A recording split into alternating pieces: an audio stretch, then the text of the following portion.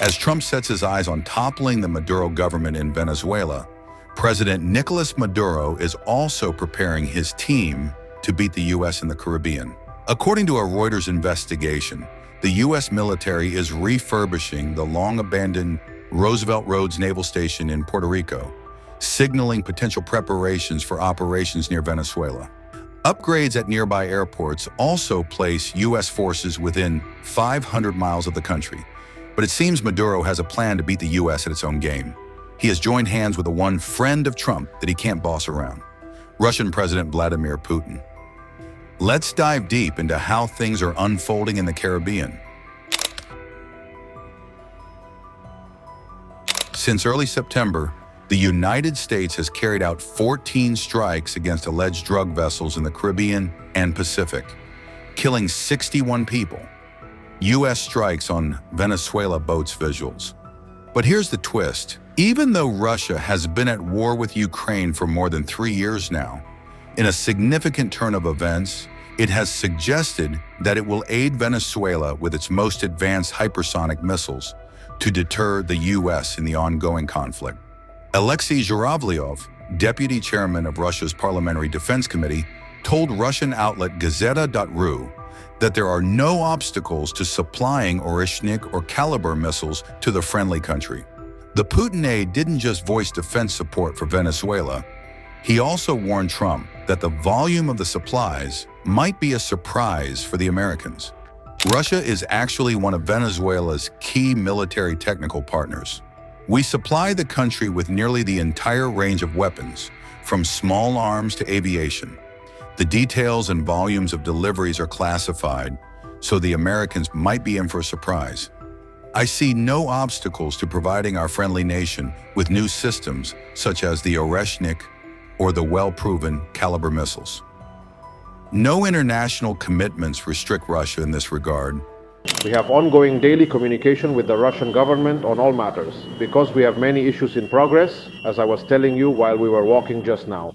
That's right.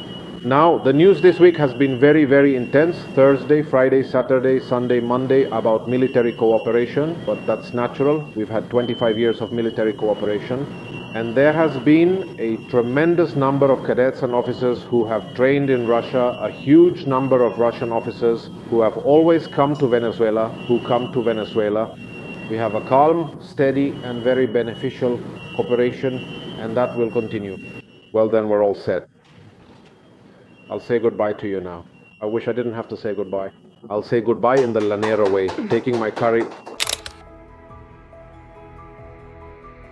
Seems like it. While Putin's aide openly supported Maduro, the Venezuelan president also held Russian support in 25 years of military collaboration with Moscow. He affirmed that this fruitful cooperation will continue.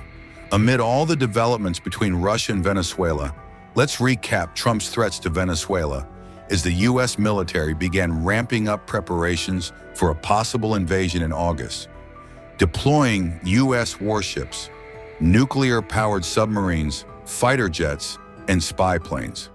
These drugs coming in, they killed 300,000 Americans last year, and that gives you legal authority. We have a national security, really, I will say this, when you look at the people we're dealing with, and we know them, we know the people coming in, we know the boats, we know everything else, we're allowed to do it. It's in international waters. If we don't do it, we're going to lose hundreds of thousands of people. Now, they'll be coming in by land a little bit more because they're not coming in by boat anymore. There are no boats in the water. There are no more boats. We know the boat almost immediately. You know, it's pretty unusual when you see somebody with a fishing rod and 5 engines on the back of the boat. You know, you don't need that to go fishing. Wait. And we will hit them very hard when they come in by land. And they haven't experienced that yet, but now we're totally prepared to do that. We'll probably go back to Congress and explain exactly what we're doing when we come to the land.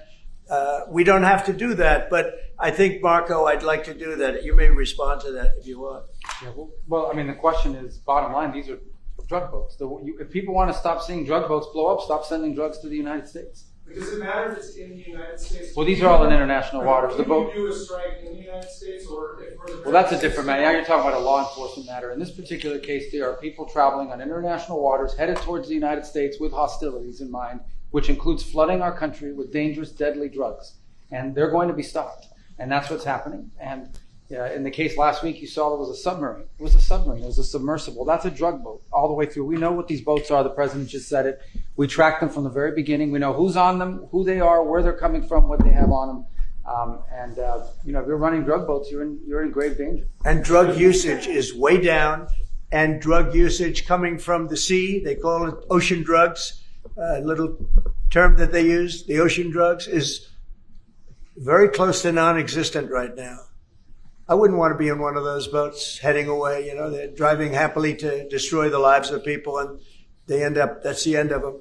So the ocean drugs and the sea drugs by sea, they call it also, that's almost down to nothing, as you can imagine. So they continue to come in by land at a little bit less because they see something is going to happen. They don't like it. They see something, and they're right. Something very serious is going to happen. The equivalent of what's happening by sea. And we're going to Congress just to tell them what we're doing, just to keep them informed. But we have to do it for national security. We have to do it to save lives.